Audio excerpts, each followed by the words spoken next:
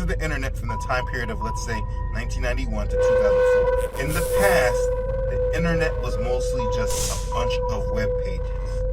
They were read-only. You go to a page, click a link, and you get information. They call that static pages.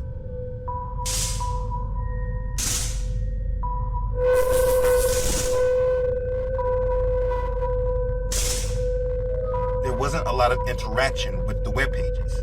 You didn't log on to websites. You couldn't write on the pages itself, leave comments, for instance. It was like a big Wikipedia with different links that took you all over the web. Like I said though, they were read-only. This early version of the internet wasn't even profitable by ads. Viewing analytics was not a part of this version.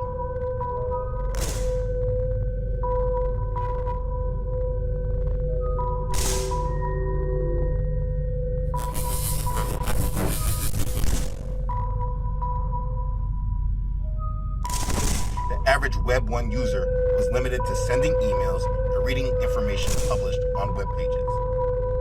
But at the time, you must understand that this was revolutionary. Now, in understanding this, it is important to understand behind the scenes. When discussing Web 1, we are talking about a time period from the 90s. But the internet has been around for a longer period of time than that.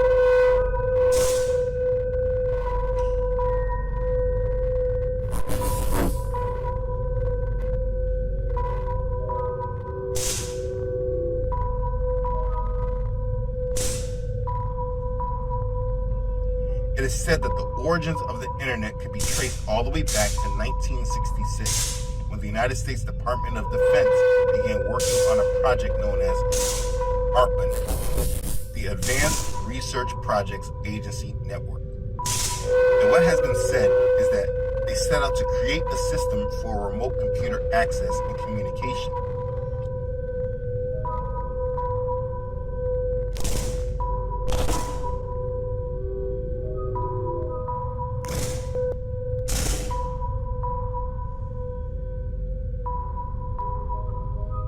Computers communicating with other computers. This was a decentralized system. When the internet was first created, it was decentralized.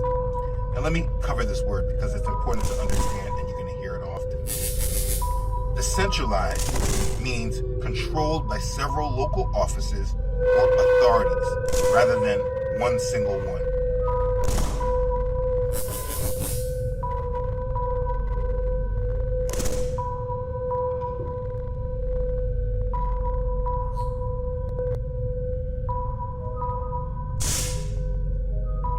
When you hear the word decentralized, this word is about control, where the control is.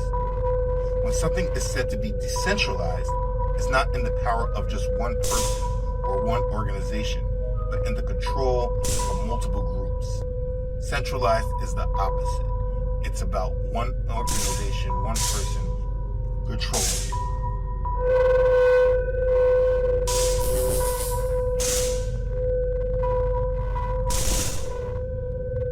Early internet was more peer-to-peer, computer-to-computer. The speed and capabilities were based on the computers that were used in the network. This was fine when the network was small, but as the adoption of the internet grew, this way became unmanageable.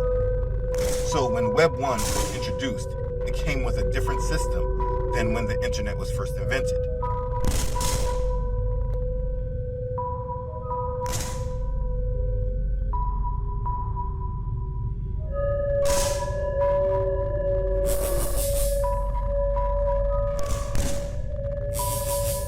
First internet was more of an intranet. All the computers in the one network worked together and communicated with each other. Very much like in your job, they have an intranet where all the corporation's computers talk with each other.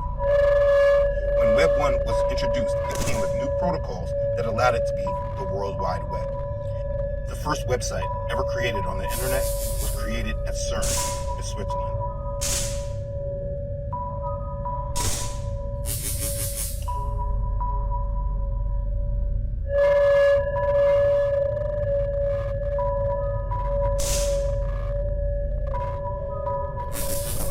But in regards to the internet at its creation, the first part to know is that it was no longer decentralized, but now centralized. Power or ownership of the internet was placed in the hands of one group. The DNS, or Domain Name System, was created to handle the naming and routing of web addresses. You see, in order to create your own website, you have to go through them. That is true to this day.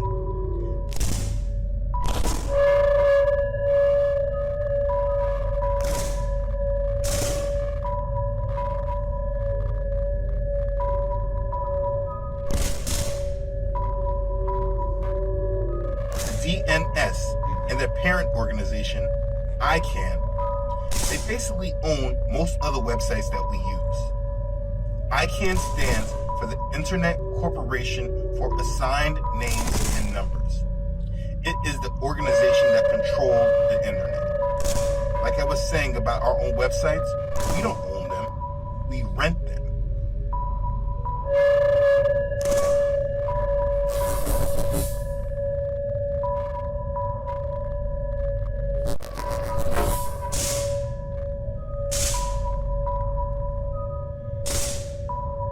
We rent our domain names from registrars like GoDaddy and Namecheap, who are authorized by ICANN to rent them. GoDaddy and Namecheap and other places like that, they are the middlemen. You don't actually take ownership of these domains. This is why it is possible for websites to be censored, transferred, and seized entirely. And this is the foundation for understanding Web 1.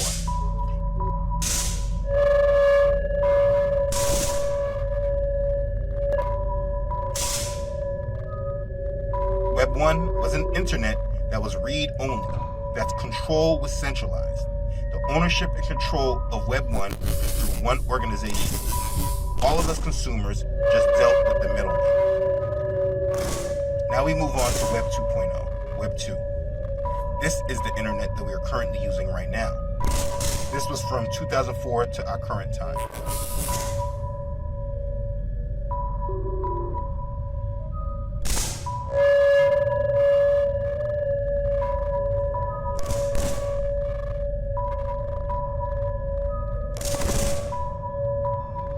Web 2 is the read and write web. This version of the internet became more interactive. This version gave users the ability to contribute to websites by writing their own content. Web 2 took the static content of Web 1 days and made it dynamic. So now, websites were not just static, but they can now be dynamic, which means you can interact with them and write on them.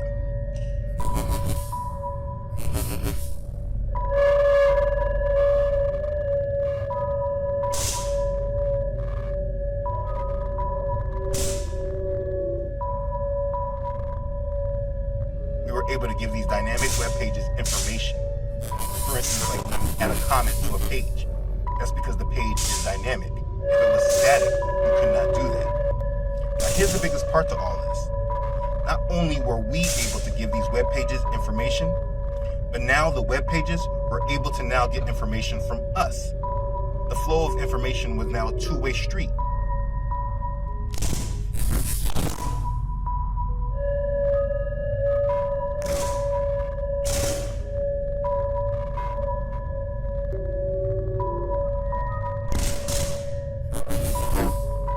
Now with this version of the web, it was now at this point transferring enormous amounts of information about each of us all over the world who used it. Web 2.0 is where we saw the creation of social networking.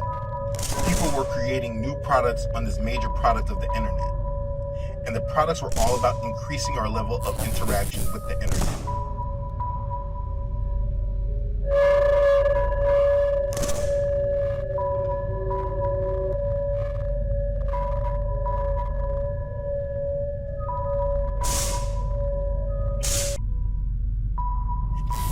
That the better your website was able to keep people engaged and keep people interacting with your site, the more valuable your site was.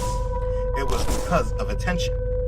The more attention a site was able to hold, the better. You monetize attention through ads. And so with Web 2.0, a major shift happened in the world that was deeper than the television could ever provide.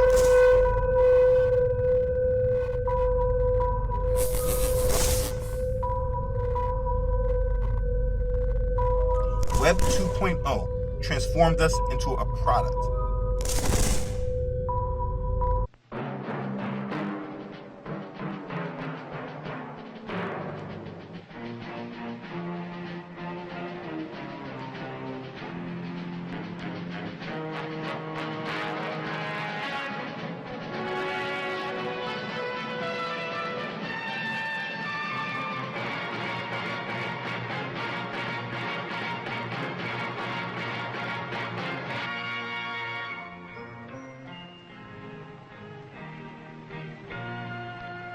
Some people have a deep, abiding respect for the natural beauty that was once this country.